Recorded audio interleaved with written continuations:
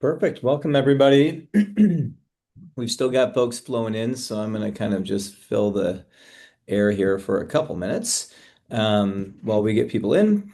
And yeah, thank you all for joining.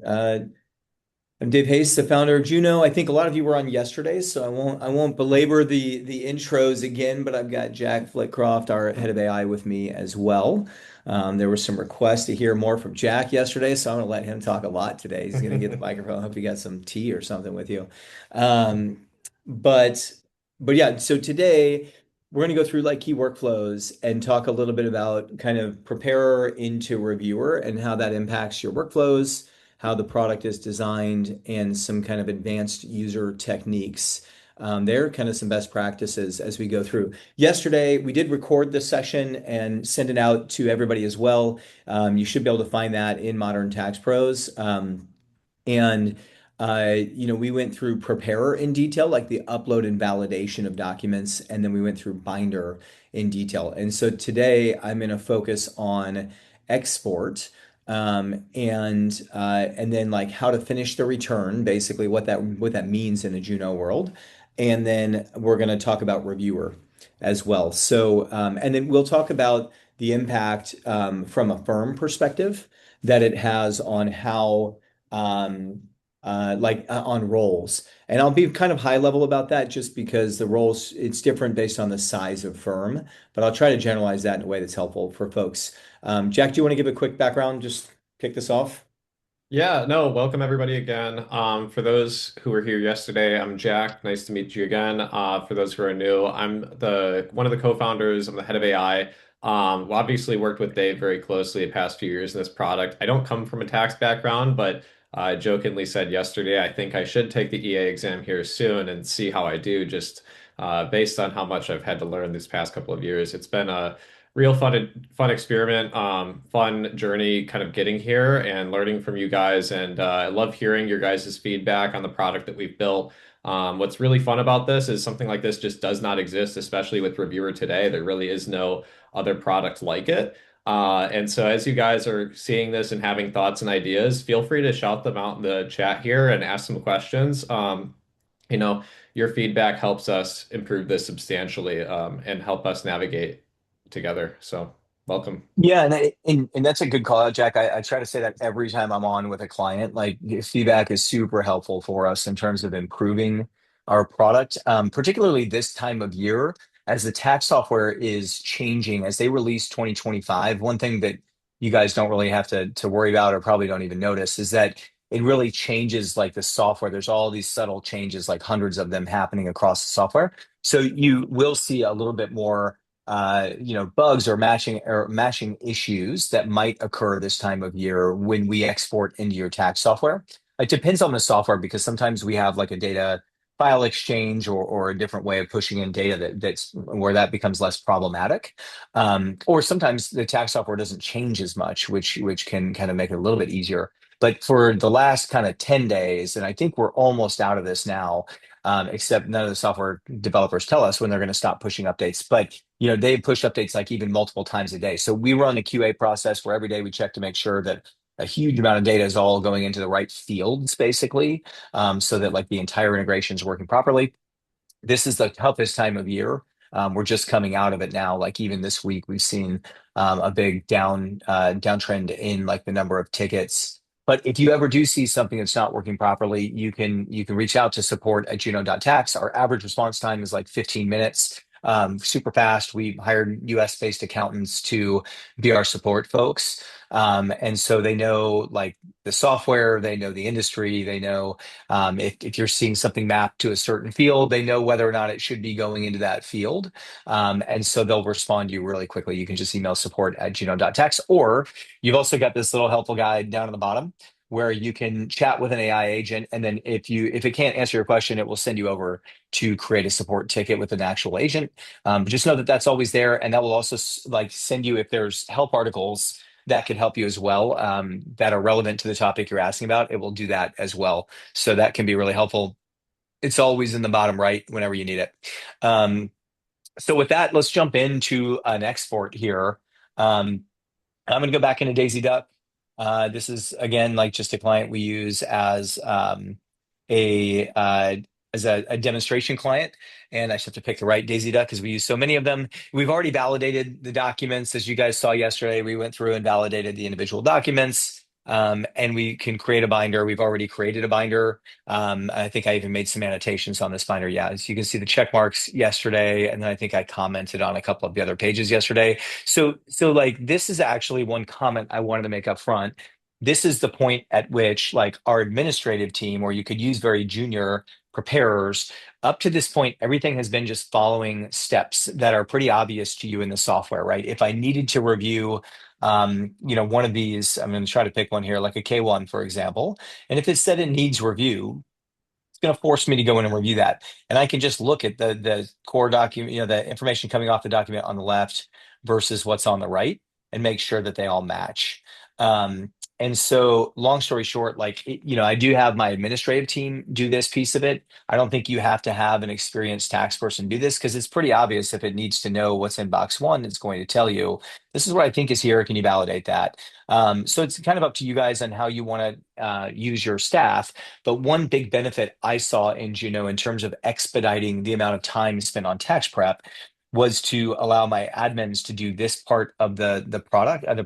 If you think of a tax return as a project, and my admins oftentimes are dealing with like short tasks throughout the day, whereas my preparers want to be able to sit and ideally finish a return in one sitting, right? At least the initial draft of it, if not the draft and also the initial review.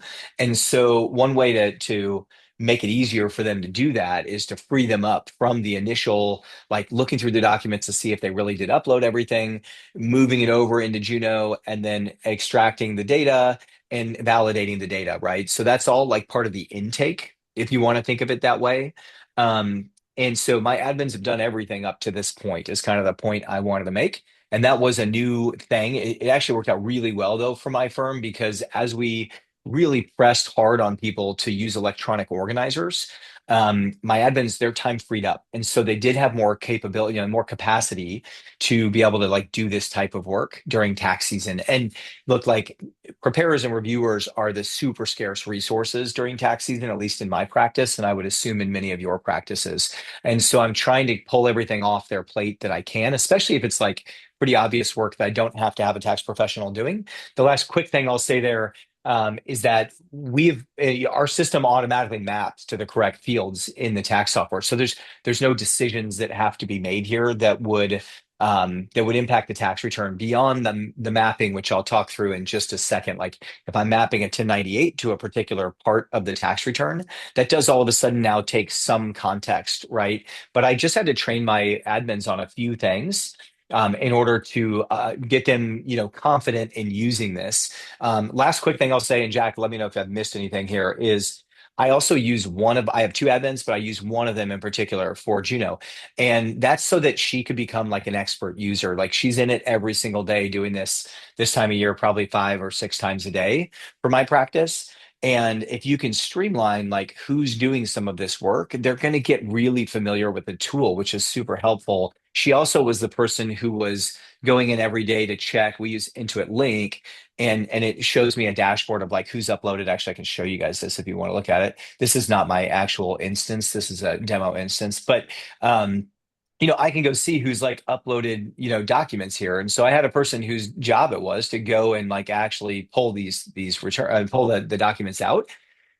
And you can see like Peter Darling and all these guys are all made up folks. But that being said, when they upload it, she's the one checking to see if it's actually ready to go. And so right in that flow, she's already downloading all the documents, and she's dragging it into Google Drive for my practice. So at the same time, she can actually go through and move it into Juno and then process the work. And so I'm moving things to, you could call it like upskilling or down leveling. I don't know. There's a lot of different names for it. But the main point is like my admins have capacity.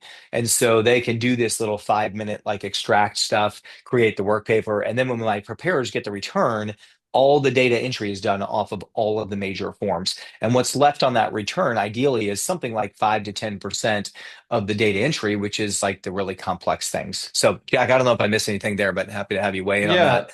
No, I just want to summarize the design philosophy of Juno for everybody here quick. when you're working with AI tools, you're going to have, I mean, you guys have seen this, hundreds of new tools put into the tax and accounting space. Some are doing some really amazing things. One of the concerns that we hear a lot with new tools, and I can actually empathize with this, I'm an engineer. There's a lot of new AI tools for engineers coming out. One of the concerns is, okay, well, how do I train junior engineers? How do I, have a student in college who's learning this stuff? How do I actually train them the fundamentals about the work that we do without them over relying on the AI tools and the processes, right? Now you're going to see there are like other products in the space that do th similar things to Juno. We've designed this very intentionally to be used by your junior accountants, your admins, and things like that to keep them in the loop and visually seeing the process end to end. At no point do we pull the accountant fully out of the decision-making process on what's happening. There are, like I said, other products that do that, and that's part of that's part of what they emphasize because it does make the work very easy. But we actually believe that keeping the user in the flow the entire time while just supercharging and expediting the amount of time that it takes to do those tasks is really the key here. So you're going to see once we get into prepare and especially reviewer, you're going to see how that translates to instead of us doing the work for you, we're assisting, doing all the basic stuff that really doesn't matter, getting that all up front, getting that information to you in a really easy to view way. But you're still going to be learning. You're still going to be there the whole time. Because our philosophy, like I said, it's to ensure that your junior folks are still learning. And actually, this is as much of an education tool to them as it is a tool that actually helps you get the work done. Just because we're ensuring that you're there during every step of the process. Yeah, exactly. And if you think about the bookmark binder here, just to echo that, the the checklist at the top is actually meant to be basically what you need to pay attention to, right? And so there's like on the K1, it's saying, hey, we didn't overwrite the number of shares, right? We didn't overwrite the current year allocation percentage. Some of these things, if you've made basis adjustments, I mentioned this yesterday, like we've chosen not to overwrite these fields. We did not overwrite loans from shareholders because sometimes the capital account or loans from shareholders can be part of, I've made adjustments in the past to those things. And so we're just choosing not to push that data in automatically. It's something that probably should be reviewed. Oftentimes doesn't change, and depending on the type of company that we're talking about here. But we're trying to tell them like these are the things that are left to do on this document. That's kind of the overall philosophy here for this. And there are times where there are small things. Let me see if I have one on this particular. Yeah, like there are times where we can't put address in for a 1099, INT, just as an example. So that would be this here. And that's totally normal. Like actually ProConnect doesn't need that information, but we are noting it here for the user. Like we didn't put in any of the address information. We extracted it, but there's nowhere for it to go. And that way they could quickly check this off if they were like, yeah, no problem. This is we don't have anything missing that's important here. They can go and check off the documents, right? But again, like the point there is to communicate back and forth with the user on exactly what we're doing. And I'll give you the opposite approach, and I'm not going to talk about any specific competitors because it's neither here nor there, and I'm optimistic that we have a lot of really great innovation coming into this industry for the first time in a really long time, by the way. But the one comment I'll make is we don't want this to be a black box, right? So we don't want you to send all your documents off and we send you back a completed return. Like one, that's not reasonable to expect, and certainly it's not reasonable to expect probably at all, actually, because you're going to want to review things in depth. And it's also going to take time because everybody who's doing that is using a human somewhere in the process. And the problem with humans is in the middle of tax season, that means I'm 24 or 48-hour lead time to get you back your stuff. And so this isn't about sales or competitors. So I don't want to go into that too much in detail, but I just want to say, as it relates to the design of the system, that's kind of why we're doing what we're doing. It's to show you the decisions that we're making, show you the information that we passed along, so that you can really quickly evaluate and understand that it's been done correctly. So that's why the system is built this way. And in my perfect world, it takes like 5 minutes to extract, hundreds of values from these forms and push it into your tax software. And then when I pick up a return, it's something like 90 to 95% complete. The things that I have left to do are all things that take human judgment. And I'll just say, and I was just saying to my team before this, we're not gonna do 100% probably ever, honestly, because there are just so many things that require human judgment. And I can give you 40 different examples, but I don't think it's worth our time. Like you guys can think of if they sold their primary home, or they had 1031 exchange this year, or they have they bought a new car for their business or something. Like there are certain things that require a human to go and look at because it's not standard information that's coming in. It's not a standard format. They oftentimes forget to give you some of the information you might need, or they sold their primary home and I want to do a basis calculation, right? Like, where am I going to get that information from? I'm going to have to go back and forth with the customer. So that's like an intentional part of our design, but a really important thing to understand. Like our, North Star is to get something like 95% of a return done in 5 minutes. Like if we can do that, it's going to add an incredible amount of value for every practice. But we're not going to get 100% done unless it's a really basic return. So with that said, I want to kind of go through export here as well. And I guess, Jack, you want to talk through like the mapping piece that we have? Actually, I'll go through and map while you're doing that, but why don't you overview just so I can not talk the whole time, kind of how we scan forms and match to different forms. Yeah, so one of the struggles that we have, depending on the tax software, it's more or less difficult. But with ProConnect here, for instance, we need to make sure that we're mapping on the pro forma information on any prior year data that's pulled forward. And most of the tax softwares do some form of that, right? When you create the 25 return, if it's an existing client from 24, you're going to get the pre-filled information for all the 1099s and W-2s and things like that that are in there. Well, what you really need to do is ensure that we actually have that information up front so that Juno knows where to enter the new information in, right? Dependent on the form, it's very important. For instance, a K1 or a schedule might have information that translates from one to another. And so ProConnect's already gonna have that information nicely connected out. So what the first part of the process here is it's going to go through and just read the information that's already on the return. You see how quick that is. I mean, we have like 15 forms here that we're doing, and that took what, like 15 seconds.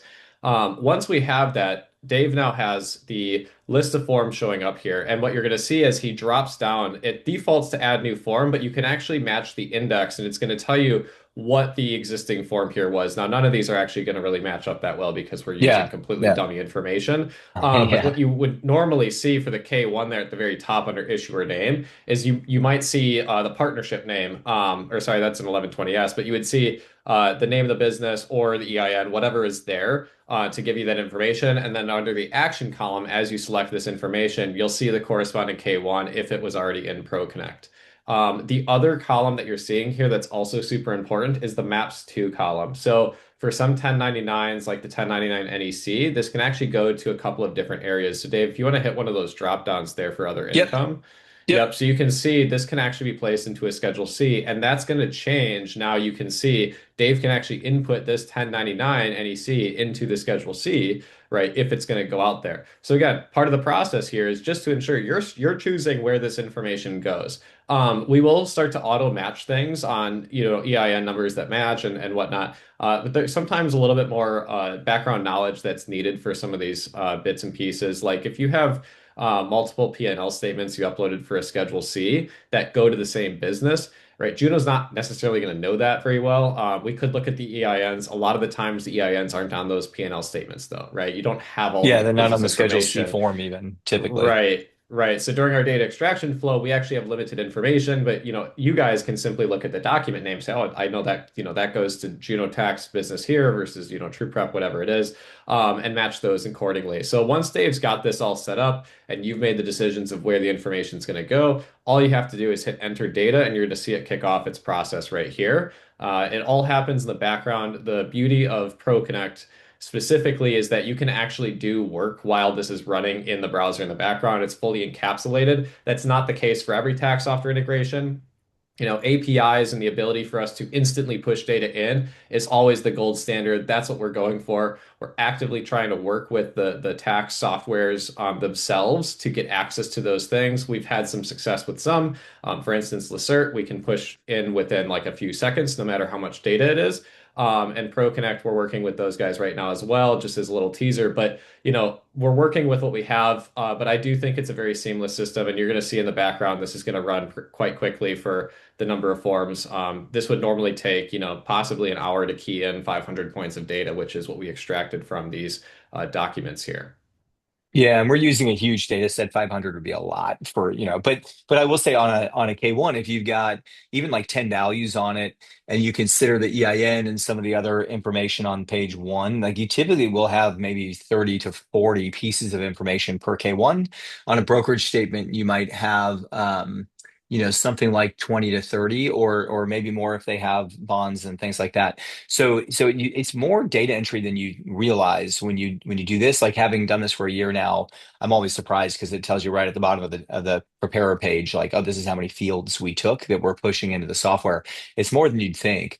And like Jack said, I can minimize this and I could run this in the background and go do other things if I wanted to do that. It generally takes like 2 or 3 minutes to input data. This one with 500 fields, which is a lot, might take 4 or 5, would be my guess. You can kind of see it clicking around in the background and see how fast it's going. It's really, really quick in this. And like he was saying as well, there are times like with Access, we can do everything from the browser. We don't even have to have like a downloaded application. We're working with Intuit right now. Like there is some talk of potentially having API access. So I think that we're optimistic that that's going to happen in the near future, and we won't even have to have this secondary browser. We could actually do all of this silently in the background. That's always ideal. And if you guys want to bug your tax software providers about, doing a better job of exposing some of that, just to give you an example, like Drake doesn't have an API. UltraTax doesn't. Each firm has to pay for the access to their API. So there's like different things that are kind of unfortunate barriers, in my opinion, although I am definitely biased, that are put up in the industry just because, Thomson Reuters wants to cross-sell their other products, right, as an example. And so at times they make it hard for other, software to integrate with their software. Sadly, like quite intentionally, because they do have an API and there's an entire SDK for it. But that being said, we can integrate nonetheless. And it's different for every piece of tax software. I'm just going through ProConnect here, but it's a pretty quick export no matter what. ProConnect might be the slowest one that we have actually, and generally it's no more than 5 minutes. And it can run in the background, and I can go do other things right with my day. So I'm coming back to this, and I was going to swap over to reviewer. Anything on mapping or preparer, Jack, that we didn't cover, or this might be a good time for me to look really quickly at Yeah. the Q&A as well. No, exactly. I think the only question I see open from Maria, yeah, on UltraTax, you can choose where that schedule goes into. I'd reach out to support if you have any questions on how to do that. It's a very similar process. What it's going to do is basically pre-scan the tabs on UltraTax. There are a couple of UltraTax specific settings you have to have turned on. And if not all of those are on, it can break the export. It's very easy. Go ahead and reach out to those guys. They'll let you know what to do there. And then best practice on suggestions for missing information. The Intuit, yeah. Darren, We Agnes is won't. laughing about I'm out. I'm out. Yeah, oh man, I know, into it. It's the whole thing. Yeah, no, and as far as the missing information goes, what we're gonna be doing, and like David showed you earlier with the binder, and I know this gets into what we talked about yesterday, but the binder ultimately gives you that checklist. We're gonna be moving that into the integration app. So once that export process is completed, we don't have this now, but this is what we're building. You're gonna be able to actually see right then and there a nice interactive checklist. It's even gonna give you recommended action items because one of the problems is that a lot of this information that we pulled off doesn't really do anything to the return. It's not material. K1s are a great example. At K1 will have everything about the business. Not everything relates to the individual, and oftentimes there's just not even input boxes for that information. We'll still let you know about that. We pulled it off. We'll let you know what to do. Um, and then I see a couple of other questions here. What does the API for Drake doesn't do if we're using Juno? So a couple questions on Drake. So Drake does not have an open API, unfortunately, but we do work with Drake. It's a robotic process automation, so it's very similar to what you were seeing with ProConnect, where you're going to have a scan phase. It's going to go through, whip through Drake, scan every piece of field, a piece of information, and then you're going to go ahead and export into Drake, and that'll zip right through. Yeah, And and, then the and last question here on UltraTax. I will comment on software as a service for UltraTax. One quick comment there. Yeah, we don't know when UltraTax is going to come. I don't, Jack, have you checked the last? 48 So hours they in terms of last their data year module? we do. We check quite literally every Yep. morning. So every morning we have a team of 10 engineers that goes through a whole slew of different testing and checks for each tax software because they will change a lot that we will have no idea on. And so it's up to us to ensure that we catch that. With UltraTax last year, they didn't release the source data entry till the first couple of weeks in February. So we expect that to be coming within the next 1 to 2 weeks. So they also have mentioned that it's going to be within their next release. So it's right on schedule for what they've done in the past. Yeah. And then a couple other questions here. So in terms of their software as a service, just one comment there. UltraTax software as a service, that is like a really loaded term from my perspective because it's the same exact software on a virtual machine. If you've ever used like Writeworks, it's a really similar environment. Um, and so it's not like a browser-based version of UltraTax. And to be honest, like I think it's a little bit unfortunate because Drake is the same exact situation. They just have a virtual instance of it that's running. And that may not make a huge difference to a user. I mean, I think you would definitely notice it. It's laggier and it's harder to use a different machine in certain ways. But in particular, it's harder from a integration standpoint. So it's not truly software as a service. I would consider this to be a virtually hosted version of UltraTax or Drake. They both call it like their SaaS product and oftentimes charge more for it. But it's the same exact product, just hosted on their servers instead of yours. Yep. And then quickly on Schedule C's, E's, I saw Didi's question here. Yeah, if there's multiple, you will see all the choices. So it gives you the address. If it's a rental property, it'll go through all your Schedule E's and it'll give you the addresses to choose from. If it's a Schedule C and they have multiple, it gives you the name of the business. And if it's a K1, it gives you the name of the partnership or the 1120S, whatever it might be, in there. And then if you add new form, it will actually just create a new one. So instead of going into like if I had a K1 for like, Jones Company, instead of going into Jones Company, it would just create a new one with all that information. So it does work, even if there's, Karen, I love the comment about Drake. I can't repeat that because I don't, the name for that emoji might be, this is a PG rated, show today. But yeah, no, no, there's been a lot of form changes this year. And so I found actually compared to prior years, there has been a little bit more of a delay with the tax software. And in particular, like UltraTax not having their data entry module up yet. Like we are getting to a point now where that's starting to cost people productivity, right? Which is frustrating. So our team will get on that as soon as it drops. We literally check every morning. And as soon as it drops, feel free to shoot us a note if you guys see it even in the afternoon. Like our engineers will be working on it within a couple hours. And then for Right Networks, so we do support Right Networks. We are working with them right now to get an update to the application. So one of the things that happens this time of year that makes it particularly troublesome with Rightworks is that we don't control when they push an update to a user as tightly as we do with users that are have the application on their desktop. So there's a middleman there that has to approve each new version of our application. And when the tax software like Drake is updating on a daily basis, we respond and update our software as often as they do, basically, if it happens to cause issues for us. And so we have more releases because Drake is having more releases this time of year. And so, long story short, we actually just talked to them yesterday, and I think they were supposed to fix it today to get the latest version out there.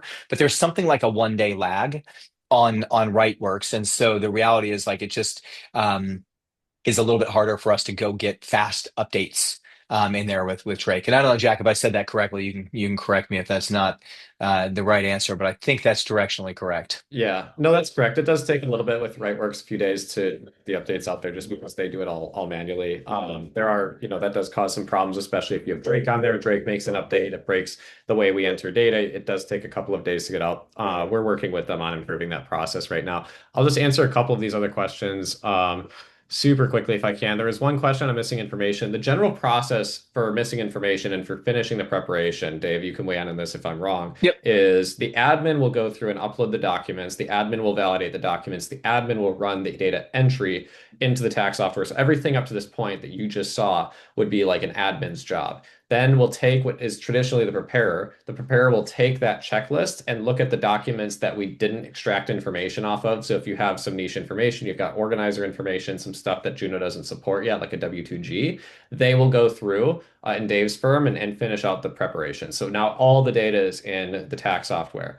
Then at that point, now we get into reviewer, where you can kick out the draft of the 1040 return, and we're going to drag this into reviewer. I do want to answer just a couple quick questions that maybe have gotten missed on prepare quick, and then we're going to move on to reviewer. We'll try to get the rest of the questions at the end, but I do just want to make sure we have time for everything here.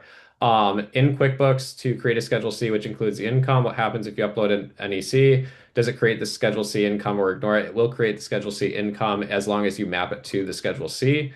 Um, and then once you import the DAT file, and then later add more documents to go through Juno and try to export again, is Juno just looking to override the original DAT file? Yes. So what'll happen is we'll actually know what the additions to that original DAT file were. So when you go back in to add another document, we'll basically have a pre-saved version of it. So it's just going to add it on to the one that's already there. So that way none of your original data is touched or messed with.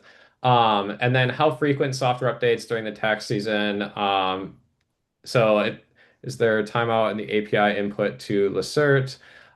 So last year we did not see any updates past February during tax season for the Lacert product. We also didn't see many changes for the other tax softwares. January and early February, we were seeing constant changes. That's what we're still seeing right now, just because the tax softwares are changing things. Lacert is updating and sending out new drivers, which does break some things. We're sending out support articles. You guys will see like banners show up at the top of Juno when you log in. That'll show you like the checklist and any changes that have come out, just so you're aware. But yeah, once we get to mid to end February, we expect that that will tone down pretty significantly, and that's what we've seen in prior years, because this isn't the first year that we've actually ran Juno. Yeah, so we typically would release maybe once every 2 to 4 weeks when it's not this period of year. And then this period of year, it's, every couple of days, basically, while we try to just keep up with the changes in the tax software.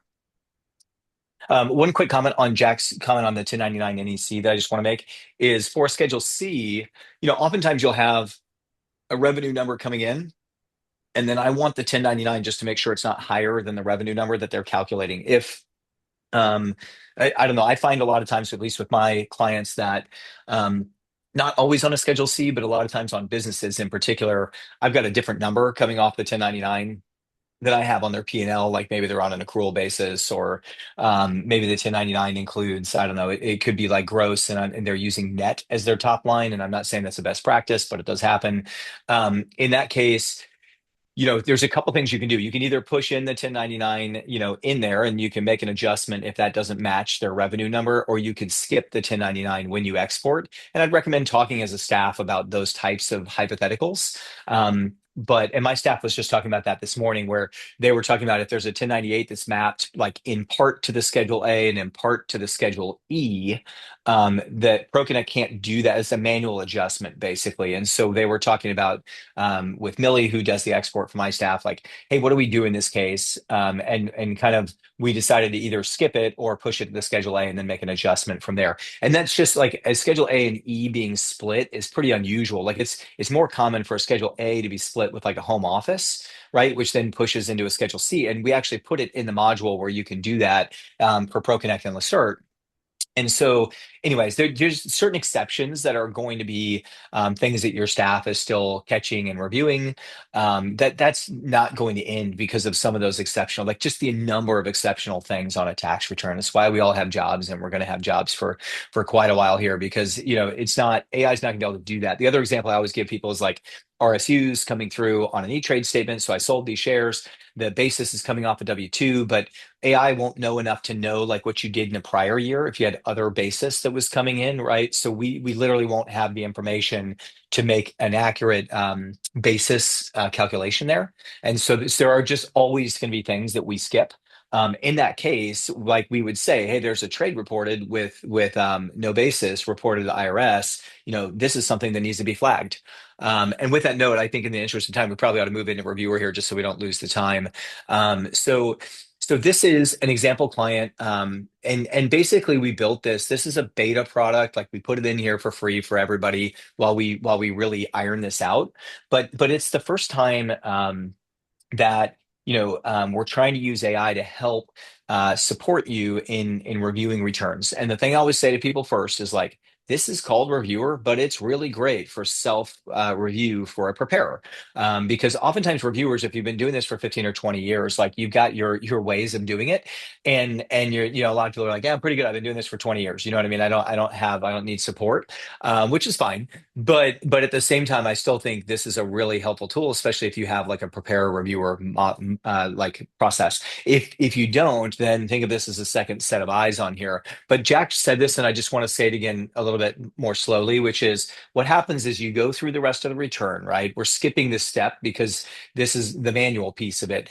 You have the preparer go in, they look at the organizer, they look at the checklist off the binder, and they finish the return. So if they say they got married that year, they had a child, they sold their primary home, they have an EV credit, like whatever exceptional item that's not coming off a normal IRS document, they're going to go in and complete the return. And then they print the return, right, in your various softwares, and you pull it back into Juno. So that is like step one in the reviewer. And if I went in here and I had not uploaded a return, there's a little thing that just says you have to upload a return. So it's pretty obvious what you need to do there. You drag in the return. This takes a few minutes to populate because it's running like hundreds of agents. And the first thing we look at is the source documents compared to the return. And I'm going to show you like one example. So like typically these are going to match. There are reasons why they might not match, and I'll give you a good example of that. So this one for 1099 INT, box one, does not match what's on the 1040. So I, as a preparer in this case, can go in and check this off. It's going to actually tell you who checked it off. They'll give you an audit trail there. And then I can also make a note. And so I made a note here that there's like interest coming in from a crypto account. So that might not come through a brokerage statement or a 1099 INT. And therefore, I need to report it separately, right? And so the system is going to see a mismatch, but it's not an error. So the thinking here is like, one, I want to flag anything that needs to be double checked. This is something that's exceptional. So that's great. Reviewer's doing its job here. But I also like sometimes they're not mistakes. And so you want to be able to mark them as reviewed so you can move on with life. So that's like the source to return check, excuse me. The next tab is gotcha checks, which are like effectively, logic checks on the returns. So there's a couple things here, like the signature, a signature page isn't completed yet. Okay, that's to be expected. We haven't delivered the return yet. They haven't filled out the 8867, right? Like we often don't do that for like EIC calculations, though you're technically actually supposed to oftentimes. And it actually says kind of what you're supposed to do here. Even if you're not claiming the EITC or CTC, they do often want you to go through that. And then I'll show you a more interesting one here on the K1. So there's a couple things. There we're suppressing the QBI calculation for this particular K1. So it's saying, hey, for some reason we're suppressing this. That's unusual. Why don't you go and just double check to make sure that you shouldn't be running a QBI calculation on this? So I could check this off and just say, hey, this is, whatever it might be, right? This is not eligible for, oops, if I could spell that right, that would be helpful. For QBI, whatever, due to, I don't know, it's a specified service, trade, or business, SSTB limitations or something, right? I could make a note about that, and that way I can note that it's been looked at. And then I love this other one because it's something you might miss. Like even a very good preparer might miss this, which is that, hey, there's no imputed interest. I won't read you the whole thing, but it's basically saying there's a shareholder loan, there's no imputed interest. And so these are the types of things that we're looking for. We're looking at carryovers, we're looking at imputed interest, we're looking at like things that are common mistakes on returns. And we started with a checklist for my practice. And then the one really important thing I'll say here is you can actually modify this list to your own, create your own agents. And I'll show you real quick what that looks like. I can create a new agent here and I can put any kind of like description that I want of something for it to check. And it's going to create an agent to go in and check that on the return, which is really cool. We're actually super excited to see what people are going to do with these agents this year, and what types of things they want to check automatically with AI. So I'll jump back in. Jack, any comments on the gotcha checks? Yeah, I actually want you to let's just show them real quick. So this is the screen that you would normally enter reviewer from. Dave, if you hit that reviewer button there, it's going to Yep. drop Dave right into the tables that we were just looking at. If you haven't, now for the sake of time, just for the demo here, we've ran this. This usually takes about 10 to 15 minutes in the background. Dave, go ahead and hit the back button twice until we can get to the document upload screen, just to show folks Yep. what this process normally looks like. This Yep. is super easy, guys. So you only are required to have the current year 1040. If you can do this for prior years, by the way. So if you want to do this for some reason, if you want to test Juno out on reviewer, you can create a 2024 tax preparation and upload a 2024 tax return here. In this case, this is, I believe, a 2025 tax preparation. Or no, it is a 24. I'm looking at This it is right 24. here. Yep. Yep. So Yep. you can see on the right what Dave had done prior to this call is he had dropped in three documents. You're only required for one. The only one you're required for is the current year 1040. Additionally, Dave also dropped in the 1040 for the prior year. You can see at the bottom there the 2023 and the organizer. Depending on the data that you drop in, we're going to be able to do more or less. So reviewer is Yep. most effective when you can give it the your organizer and the prior year return. And if you go ahead and hit proceed to reviewer here, I'll just give my little overview on the source return gotcha checks again. So the Yep. source return and the gotcha checks we can always do with the 1040 for the current year. But then there's three other tabs there. You see so year over year analysis, year over year documents, and organizer checklist. These will not run if you have not uploaded the prior year return or the organizer, and they will if you have, right? And again, we're using dummy data here, so I recommend everybody go in here if you want to try it out. Like Dave mentioned, it's totally free. You can go ahead and upload like a prior year return if you have that and try it out for a dummy client. But just to mention a couple of other things here quick. This is not like we're not dumping this into like ChatGPT and saying, hey, what's wrong? You can go and try that if you want. If you have the business mode, make sure it's SOC 2 compliant and you're not sharing your data with anybody that's going to train on it. We do not do that. Just want to get that out of the way. But this is actually like one reviewer run is the equivalent of running like 300 different AI calls under the hood, right? We're running like literally hundreds of these different agents that are communicating with each other, cross-checking with up-to-date data, cross-checking against the source documents, not just the extracted data, sometimes referencing the original document again if it needs to. And it's going to put this all together into one basically precise amount of data here.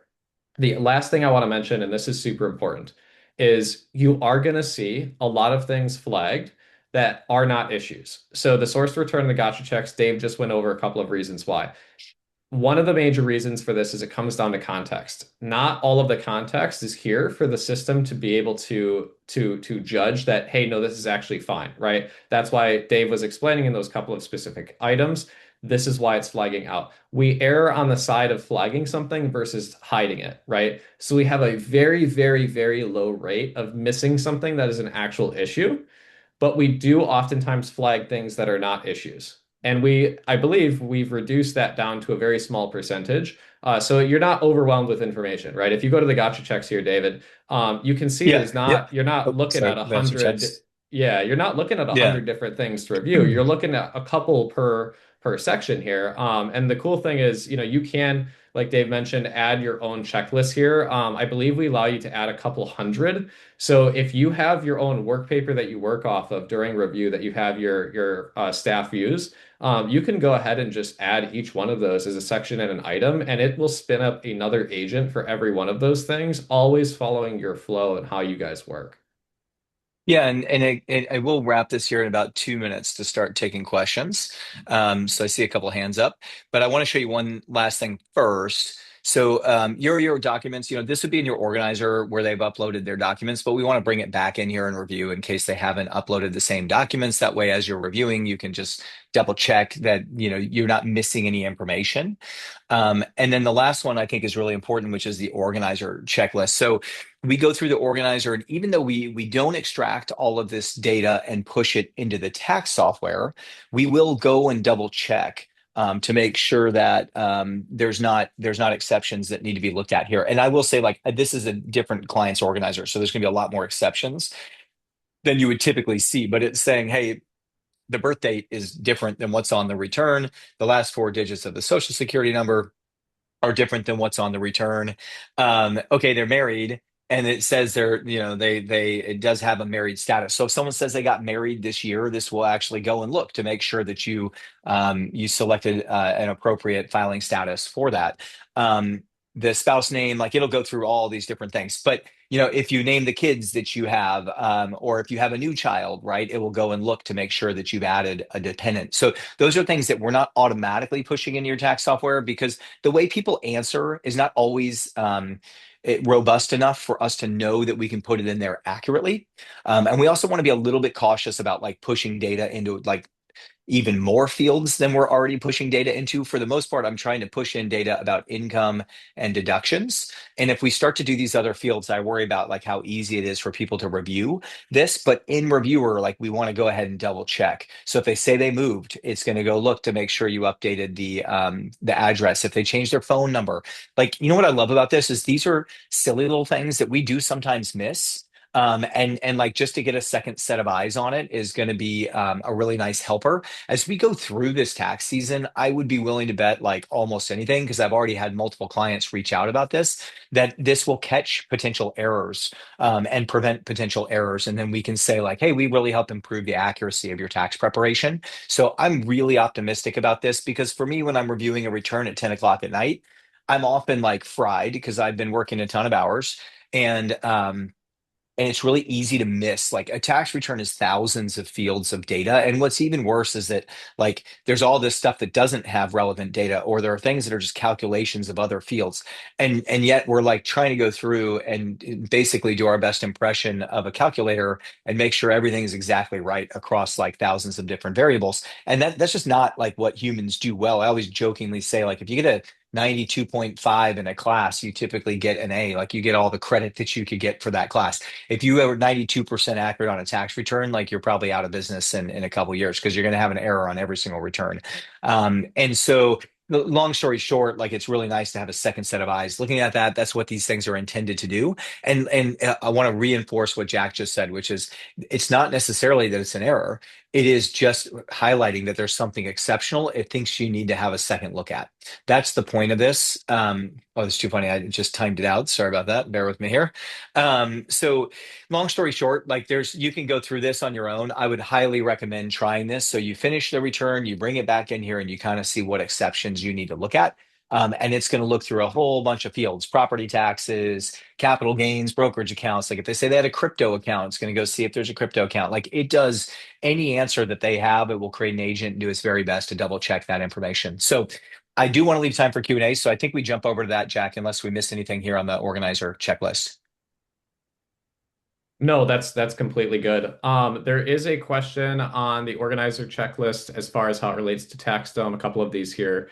Are you printing the TaxDome organizer to PDF to import it to Juno? Yes, so that is what we're doing currently. I do see a couple of questions as far as automatically sending those from TaxDome. You can right now print the organizer from TaxDome to PDF and drop it in here manually.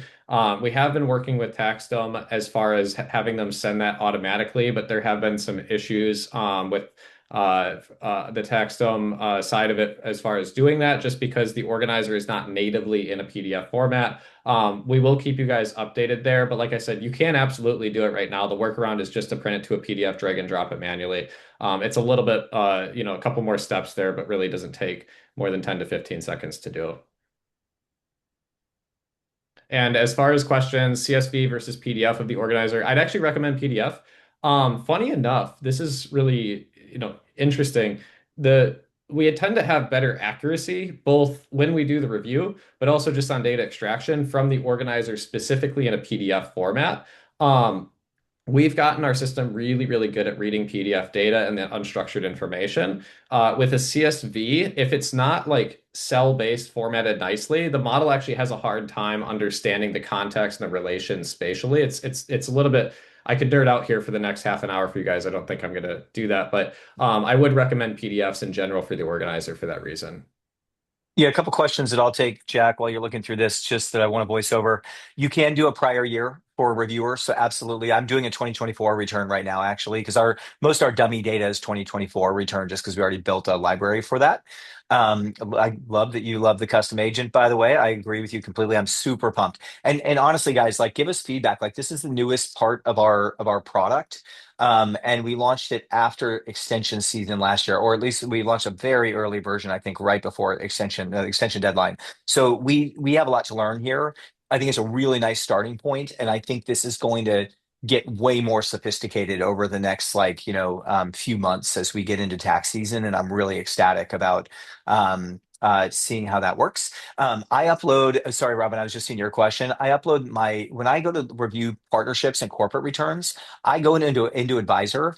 And my prompt is something like compare this return year over year for like overall income and deductions, and then tell me also like any credits that were filed as well as like any additional reporting requirements that were included in this return. And that's kind of how I start my review on a business return. I have it do like a 2 year comparison so I can see it side by side with the prior year. And what I'm looking for is not the P&L necessarily, because that's actually pretty easy for me to validate. I'm looking for like everything else, basically. And so that's where I go. I go into Advisor and I upload the returns there. So not here in Reviewer. Ironically, Reviewer's built for 1040s right now. You also could go into Advisor and like ask questions about a return, like give me tax saving strategies, compare this to last year for sources of income and deductions. Like you could do a million things in Advisor as well, but this is really custom built to have all these different pre-built agents for 1040s. And then a quick question there on tax software. We work really well with the software that we support. I don't know that I would say like, hey, this is the software that you should use, because there's just so many nuances to this. Like, but what I generally see, and I think this is pretty obvious for folks, is most big firms are typically using like Access or UltraTax, except that I do see big firms now using Drake and ProConnect and Lacert as well. I will say like they used to have a real grasp on the market for complex returns. I don't see a huge difference there in terms of the ability to create complex returns. I would say like it really depends on your client base. But the one, I'll give you a couple little nuances here. I think Lacert's like pretty tried and true, like kind of bulletproof, and they've got this data file exchange. So it's a really nice integration for us. So that is probably, one of our most solid integrations. I think, Drake is really inexpensive and it's a pretty good tool, somewhat quirky to work around, but it's a good tool.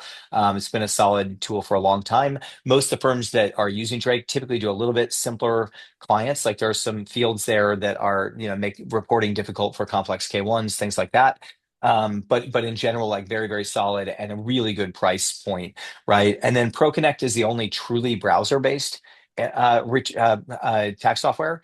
And it's got like searchable fields. I mean, there's certain things I really like. That's what my firm switched to. I really like it. It can be very expensive. My firm doesn't pay that much per return. I think we're paying like 18 or something for 1040s or maybe 16 even. And I think they're much higher pricing for new firms. We've just been using it since 2015. So I think I'm somehow grandfathered in there. But I really enjoy it because it's truly browser based. And I do have some people that like, my team is remote. And so it's way better for me to not have to support like updating their laptops for actual software. There's pros and cons to every tax software. We work really well with a variety of different types of software. For sure, you can kind of pick what you want to do there. And then I'm going Dave, through, I I want guess, to, Jack, do you want to jump in on yeah, I'll questions? answer a couple of these. So Hillary, if you have, so this is a great point that Hillary is making, everybody. It's if you've made changes to the return, can you re-upload it to reviewer to recheck? Yes. If you see very at the bottom there, it says after fixing the non-matching values, please upload the updated tax return. We built this so that you could run it multiple times. We know that within the process, you might catch things within reviewer and want it to re-review. You can do that, no charge on your side. If your organizer has a lot of comment fields or where they make comments, and then I also see another question, if the organizer is like handwritten notes, yes, we do extract data from those really, really well because we couple our system with good old-fashioned OCR, which is just generally very good at reading handwriting. So we do well there. There shouldn't be any issues. If there's checkboxes, radio buttons, lists, we handle all of that information really well. If you have information in the organizer that's duplicated across other 1099s, the beauty of this is it won't duplicate that because you can see each of these tabs here actually runs independently. So the organizer checklist, that's a sub agent that runs specifically on the organizer against the return. The source to return runs on specifically just the source documents to the tax return one at a time, actually. So if you have a 1099 that's got information here and that's duplicated on the organizer, it's not going to flag something as, oh, this is duplicated. It's just going to take that contextually in relationship to like what it's running on. So you won't have issues there. And then We do scrolling take down, all organizers. I just want to say out loud because that's an yep. important question. We don't need tax home organizers. We can take any organizer. What I uploaded for this is actually like just a totally random organizer format. I've never even seen this before. We just created this like from a template on the internet, basically. But we use Intuit Link. We can take those organizers. It truly does not need to be a particular format. It can be handwritten answers on the organizer. That works as well. We take a variety, like pretty broad in terms of the number of type of documents that we take. Yep, and I think that's about everything. One quick comment for Jason had a question about uh, types of documents for reviewer. Yeah, if people upload dupes, like we would catch that when you upload it. And what I'd recommend is like if there's a duplicate, we typically recommend deleting it right at that point, so you get a clean copy of like all the source documents. Um, but we will notice that as well when we're processing documents, and we'll notify you that there's a duplicate, there's duplicated information. But that would like what you upload, we are using the breadth of it, not for every, like Jack was just saying, there's like different approaches to different parts of reviewer. But for a source to return, that's going to go look at the source documents that we've extracted data from. On the gotcha checks, it's really a logical flow. So the quick answer is like, I think it's the best practice to delete duplicate data as you're uploading it. Um, and then you're going to get more accurate results for a reviewer. Jack, is that probably fair to Yeah. say? No, absolutely. And Jason, just to answer your follow-up to that, the nice thing about this is I would recommend uploading your K1s to prepare regardless. During the export process into your tax software, you can simply skip the K1s, so those don't go in there if you want to use the 1065 module to flow that information through. The reason, though, if you're going to use Reviewer, that I would encourage you to ensure that at least the K1s are uploaded to Juno is that during Reviewer, we will have that information so the Right. reviewer will run properly, or else it's just going to flag pretty much everything on the K1 saying, hey, I'm seeing a bunch of stuff in the return, but I don't see any source documents for this, right? Yeah, so Jason, Um, it's a little bit wonky, but I would upload the K1 there.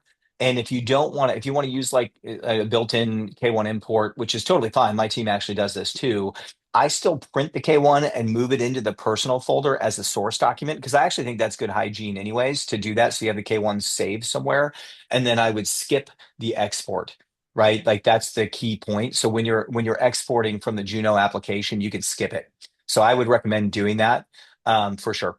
Yeah, you're exactly right, Jason. So just skip that. But I would still, for me, I also want to know in their personal, like in their personal folder, if I'm ever gonna like lose a client, have to share their documents with them. I want to share the K1s anyways. So I have my team go put the K1s over in the personal folder, and then I have them upload everything, and then we can just skip the K1 if we're going to do the automated import.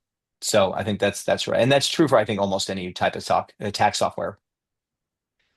Okay, I think we got through these questions. I'm just going back through. Tanishka, if you see anything we haven't responded to, or Jack, feel free to call it out here. no, I think we've Da-da-da. done good this one.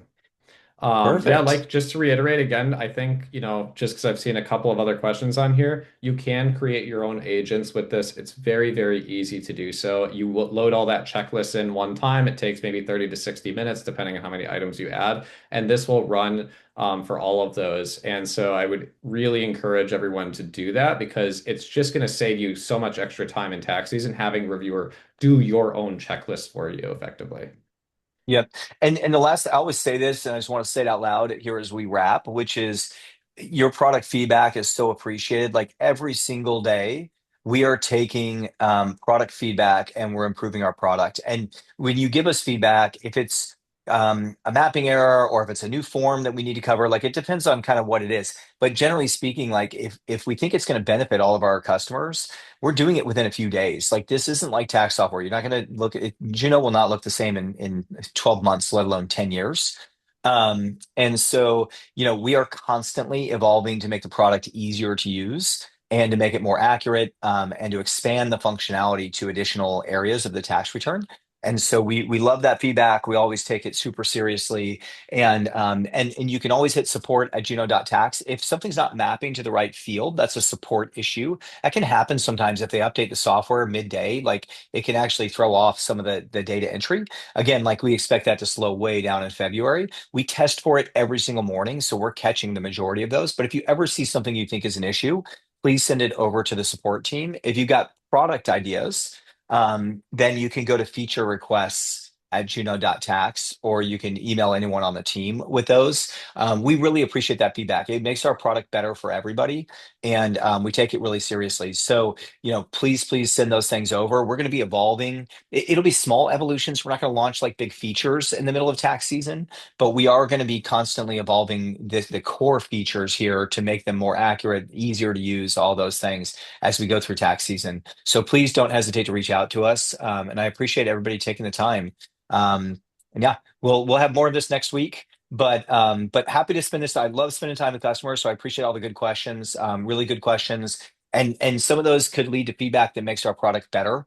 If you don't think we're doing it the best way, let us know. Like our team moves super fast as we develop this product. We're going to keep making it better for all your practices, even as we go through tax season. So thanks everybody. Jack, appreciate the time. And if there's other questions, you're welcome to reach out to support. If you've got questions or you're stuck on something, or you can reach out to anybody on the team and we'll get back to you as quickly as possible.